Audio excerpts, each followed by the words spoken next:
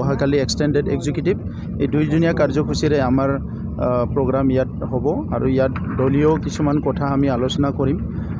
আমাৰ দলত বহুখিনি এজেণ্ডা ইমপ্লিমেণ্ট কৰিব লগা আছে। আমাৰ ভিজন মিছন যি আছে UPPLৰ এই আটাই কথা লৈ পেলাই আমি আলোচনা কৰিম আৰু ইয়াৰ পিছত বড়োলেণ্ড অঞ্চলখন এটা উন্নত অঞ্চল হিচাপে গঢ় দিয়াত UPPL দলে যেনেকৈ ৰোল ল'ব লাগে এইখিনি ৰোল লোৱাৰ কাৰণে আমি একেলগে আগবাঢ়ি যাম। ইয়াত সমাগত উপ নিৰ্বাচন এই ক্ষেত্ৰত কি ধৰণে নিৰ্বাচনৰ কাৰণে আমাৰ ষ্ট্ৰেটেজি অলৰেডি কমপ্লিট হৈছে, খালি আমি সেইটো ফৰ্মেলিটিজ দিবলৈ বাকী আছে আৰু সেইটো আমি অহা 2-3 তাৰিখৰ ভিতৰত আমাৰ যিটো মিত্ৰজোঁটৰ দল আছে আমাৰ BJP আমাৰ SGP আৰু GSP সকলো বহি পেলাই আলোচনা কৰি সেইটো আমি এনাউন্স কৰিম। দুটা কেণ্ডিডেট হ'ব, দুটা চিটটো UPPLৰে আছিলে সেই হিচাপে দুটা হ'ব। BJPৰ এটা হ'ব যিটো আছে আপোনাৰ ভৱানীপুৰ, এইটো BJPৰ হ'ব। আমি গোটেইকেইটা চিট আমি একেলগে জিকিম।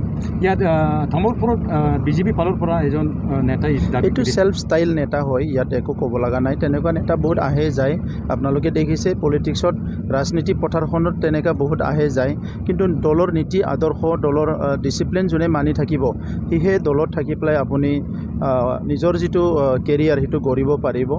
MLA মন্ত্ৰী হ'বলৈ ইমান বলীয়া হৈ লাভ নাই, ৰাইজৰ কাৰণে কি কাম কৰে এইটোহে ডাঙৰ কথা। আপোনাৰ ৰাইজক লৈ কি সপোন আছে, কি এজেণ্ডা আছে সেইটো আপোনালোকে মানে ঠিক কৰিব লাগে এনেকুৱা ব্যক্তিবিলাকে। কিন্তু তেখেতসকলে MLA MP হ'বলৈ যিটো বলিয়ালি দেখায় কিছুমান সময়ত সেইবিলাক মানুহবিলাকে দলৰ মানে মজিয়াৰ পৰা কেতিয়াবা আউট হৈ যায়।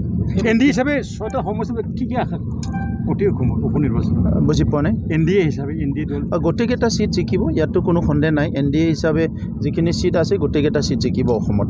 আজি 12জনীয়া ULB সদস্য মূল সূত্ৰে ঘূৰি আহিছে বুলি শুনিছোঁ। মই আদৰণি জনাইছোঁ, যোৱা 2 দিনৰ পৰা যোগাযোগ কৰি আছিলে তেখেতসকলে।